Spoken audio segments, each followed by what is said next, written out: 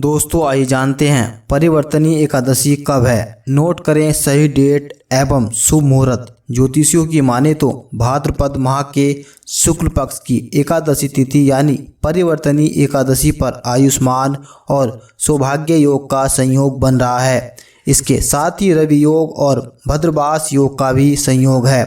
इन योग में जगत के पालनहार भगवान विष्णु और माँ लक्ष्मी की पूजा करने से साधक को मनचाहा वरदान मिलेगा। दोस्तों, भाद्रपद महीना भगवान कृष्ण को समर्पित होता है। इस महीने में भगवान कृष्ण की पूजा की जाती है और भाद्रपद महीने में परिवर्तनीय एकादशी मनाई जाती है। सनातन धर्म में परिवर्तनीय एकादशी का खास महत्व है। यह पर्व हर साल भाद्रपद माह के शुक्ल पक्ष की एकादशी तिथि को मनाया जाता है। इस शुभ अवसर पर जगत के पालनहार भगवान विष्णु और देवी माँ लक्ष्मी की पूजा और भक्ति की जाती है। दोस्तों, साथ ही भगवान विष्णु की कृपा पाने के लिए व्रत रखा जाता है। इस व्रत को करने से साधक को मनोवांछित फल की प्राप्ति होती है। साथ ही जाने अनजाने में किए गए पापों से मुक्ति मिलती है। दोस्तों, आइए जानते हैं परिवर्तनीय एकादशी के बारे में। परिवर्तनीय एकादशी का शुभ मुहूर्त।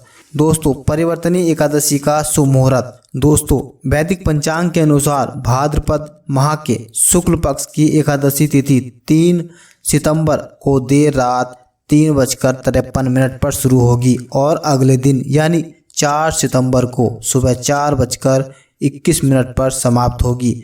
सनातन धर्म में उदय तिथि की मान्यता है कि इसलिए 3 सितंबर को परिवर्तनीय एकादशी मनाई जाएगी। परिवर्तनीय एकादशी का पारण 7 सितंबर को दोपहर 1:36 से लेकर शाम 4:07 के मध्य पारण कर सकते हैं। इस दौरान साधक स्नान ध्यान कर पूजा पाठ करें। वहीं पूजा के बाद व्रत खोलें। व्रत खोलने से पहले अन्न का दान अवश्य करें। दोस्तों, आइए जानते हैं इसकी पूजा विधि। भाद्रपद माह के शुक्ल पक्ष की एकादशी तिथि पर सूर्योदय से पहले उठें। इस समय भगवान विष्णु और माँ लक्ष्मी को प्रणाम करें।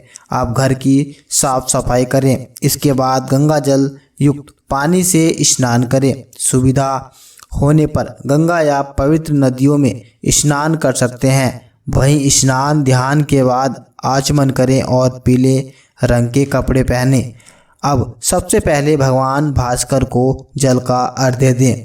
तत्पश्चात पंचोपचार कर लक्ष्मी नारायण जी की पूजा करें। पूजा के समय लक्ष्मी नारायण जी को पीले रंग के फल फूल और मिठाई अर्पित करें। विष्णु चालीसा का पाठ और मंत्र का जप करें। पूजा के अंत में आरती कर सुख समृद्धि की कामना करें। दिन भर उपवास रखें। संध्या काल में आरती के बाद फलाहार करें। अगले दिन व्रत खोलें। दोस्तों, आइए जानते हैं परिवर्तनीय एकादशी व्रत की कथा। महाभारत काल के समय पांडु पुत्र अर्जुन के आग्रह पर भगवान श्री कृष्ण ने परिवर्तनीय एकादशी के महत्व का वर्णन सुनाया।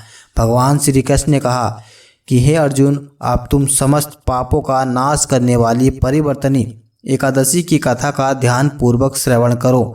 त्रेता युग में बलि नाम का असुर था, लेकिन वह अत्यंत दानी, सत्यवादी और ब्राह्मणों की सेवा करने वाला था। वह सदैव यज्ञ तप आदि किया करता था।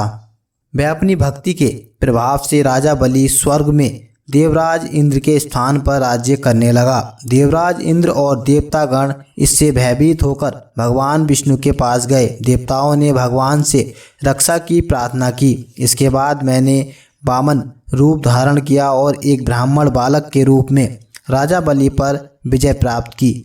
भगवान श्री कृष्ण ने कहा, वामन रूप लेकर मैंने राजा बलि से याचना की, हे राजन, यदि तुम मुझे 3 पग भूमि दान करोगे, इससे तुम्हें 3 लोक के दान का फल प्राप्त होगा।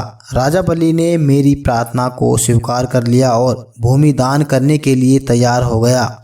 दान का संकल्प करते ही मैंने विराट रूप धारण करके एक पाँव से पृथ्वी, दूसरे पाँव की एड़ी से स्वर्ग तथा पंजे से ब्रह्मलोक को नाप लिया। अब तीसरे पाँव के लिए राजा बलि के पास कुछ भी नहीं शेष बचा। इसीलिए उन्होंने अपने सिर को आगे कर दिया और भगवान वामन ने तीसरा पैर उनके सिर पर रख दिया। राजा बलि की वचन प्रतिबद्धता से प्रसन्न होकर भगवान वामन ने उन्हें पाताल लोक का स्वामी बना दिया। मैंने राजा बलि से कहा कि मैं सदैव तुम्हारे साथ रहूँगा। परिवर्तनी एकादशी के दिन मेरी एक प्रतिमा राजा बलि के पास रहती है और एक क्षीर सागर में शेषनाग पर शयन करती रहती है। इस एकादशी को भगवान विष्णु सोते हुए करवट बदलते हैं। दोस्तों, यह थी परिवर्तनी एकादशी की एक व्रत कथा। दोस्तों, इसी तरह की वीडियो को देखने के लिए चैनल को सब्सक्राइब करें और वीडियो को लाइक करें।